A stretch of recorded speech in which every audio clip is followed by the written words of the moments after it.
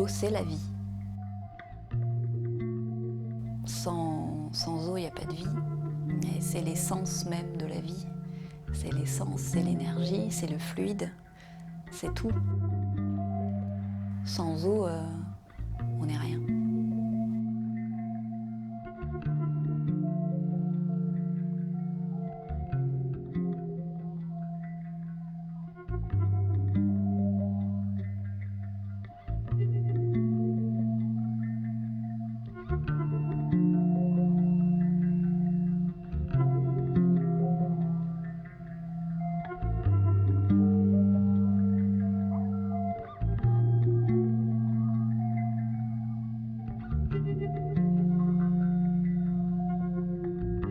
Je suis née à l'île de la Réunion, donc entourée d'eau. Et ma mère était danseuse, ma mère est danseuse, et mon père chasseur sous-marin. Donc depuis toute petite, j'ai grandi sur cette île entourée d'eau et avec cette mère vraiment liée au domaine artistique et ce père lié à la mer et à la nature. J'ai découvert aussi l'apnée. Donc j'avais 18 ans, je me suis orientée là-dedans, j'ai cherché la performance, la profondeur. Et à un moment donné, je m'y suis plus retrouvée. Le rapport à l'eau que j'avais développé dans mon enfance, l'amour de l'eau que j'avais, a été transformé finalement en une discipline sportive assez ascétique, qui finalement ne me convenait pas. Et à ce moment-là, alors que je faisais de la compétition, j'ai été découverte par un artiste qui cherchait une apnéiste danseuse. Et du coup, la danse est revenue dans ma vie. Et quand j'ai commencé à travailler avec lui, il me faisait faire énormément d'improvisation sous l'eau, plutôt entre deux eaux, en mer. Et je me suis dit, et si on construisait une chorégraphie, si j'utilisais le sol comme sur Terre pour amener le mouvement danser sous l'eau. Et c'est là qu'est né dans mon esprit ce film Ama que j'ai mis au monde.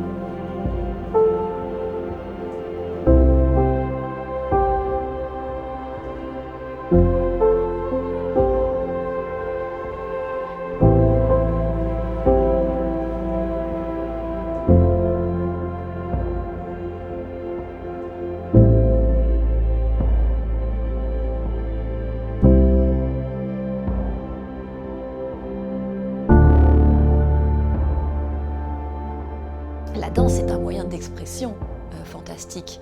L'image est un moyen d'expression fantastique. Et je me suis dit, si je racontais une histoire à travers ce mouvement, j'ai voulu raconter mon histoire. Ça a mis 8 ans. Jusqu'à ce que j'ai une espèce de révélation, ça a été un événement de vie très fort, très douloureux. Et c'est souvent dans ces moments de vie, ces effondrements personnels, qu'on arrive à se reconstruire et à construire des choses belles. J'ai transformé cette douleur en un film. J'ai plongé cette douleur dans l'eau. Je l'ai racontée à travers du mouvement pour l'adoucir, pour la rendre belle et pour l'exprimer d'une telle manière qu'elle puisse être interprétée par les autres. J'avais pas envie de dire avec des mots ce qui m'était arrivé, j'avais envie de le montrer.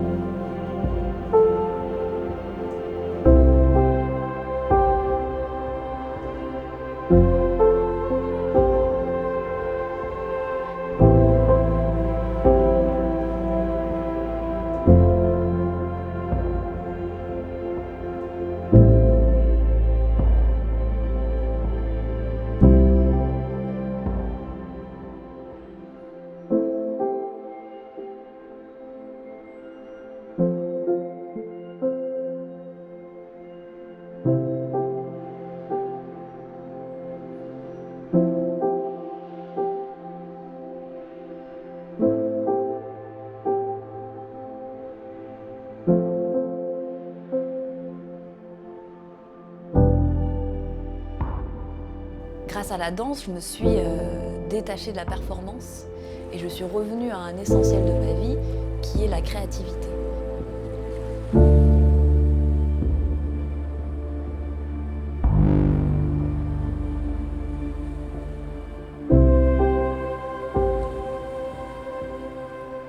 Dans l'eau, là j'explose, là je vole, là je suis inspirée par l'élément et c'est l'élément qui me guide à travers le mouvement.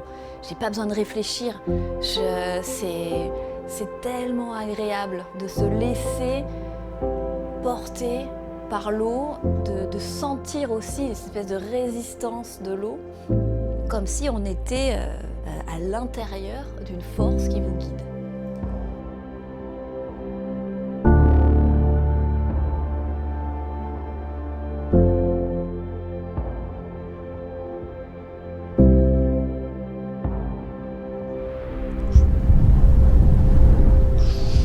Le métier de réalisatrice est venu complètement par hasard. À nouveau, réutiliser l'apnée comme un moyen et non une fin. Utiliser l'apnée pour ramener des images, cette fois. Des images et raconter des histoires. Et là, ça a été la révélation. Je vois des images et je me dis, il y a un truc extraordinaire à raconter, non pas sur la performance physique d'une plongée en profondeur, mais sur tous les mécanismes mentaux, psychologiques, intérieurs. Qu'est-ce qui se passe dans la tête d'un apnéiste quand il plonge? Et ça me permettait de sortir du réel et d'être capable de rentrer dans un onirisme et de partir complètement dans un imaginaire fou.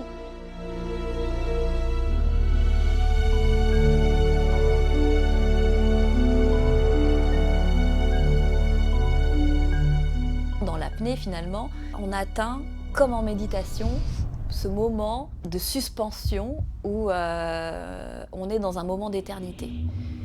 Et des sensations de bien-être et d'harmonie avec l'océan, avec l'élément, avec l'univers, qui est incroyable.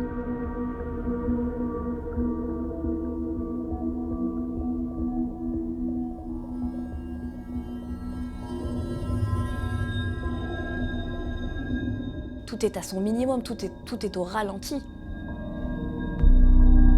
On pense plus, on réfléchit plus, on n'a plus de douleur, on n'a plus de corps, on est juste.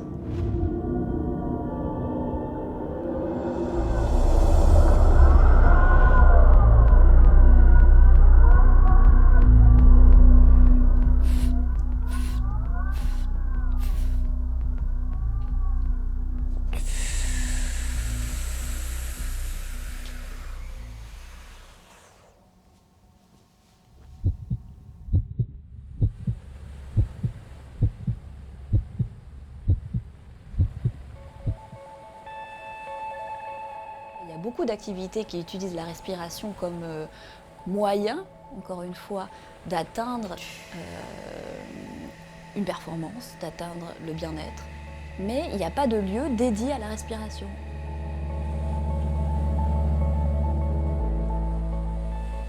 J'ai eu envie de créer à Nice, ma ville d'adoption, ça fait 14 ans que je vis ici et que je m'y sens bien. J'ai eu envie de créer un centre autour de la respiration. Et donc j'avais envie d'un lieu où les gens se reconnectent à reprendre conscience avec cet état, avec la respiration, chose qu'on a avec nous tout le temps, du début, du premier souffle jusqu'au dernier, on respire. Et c'est le lien entre nous tous.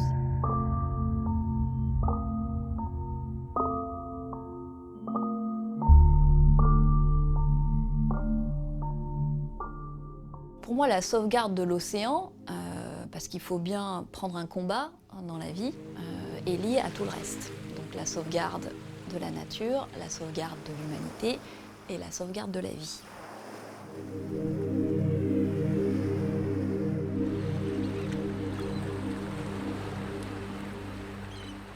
Mais si à un moment donné, on ne pointe pas du doigt en disant « regardez comme c'est beau », mais qu'est-ce qu'on peut faire derrière sans être négatif. C'est pas mon genre, c'est pas ma manière à moi. Je suis plutôt dans la douceur, dans la bienveillance. Mais dire malgré tout, la seule chose à faire Pour ça, c'est de ralentir. Ralentir.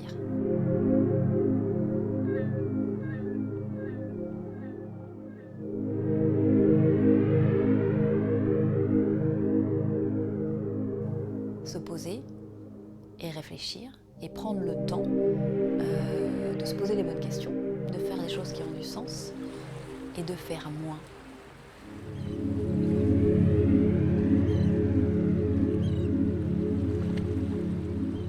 On a un problème dans notre société, c'est qu'on est des enfants gâtés.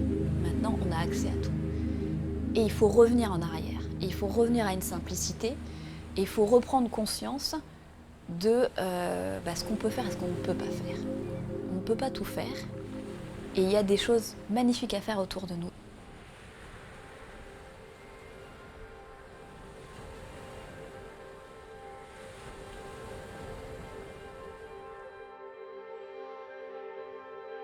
Et si je fais des films, qu'ils aient un message pour l'environnement. Il faut que derrière ça ait un véritable impact positif.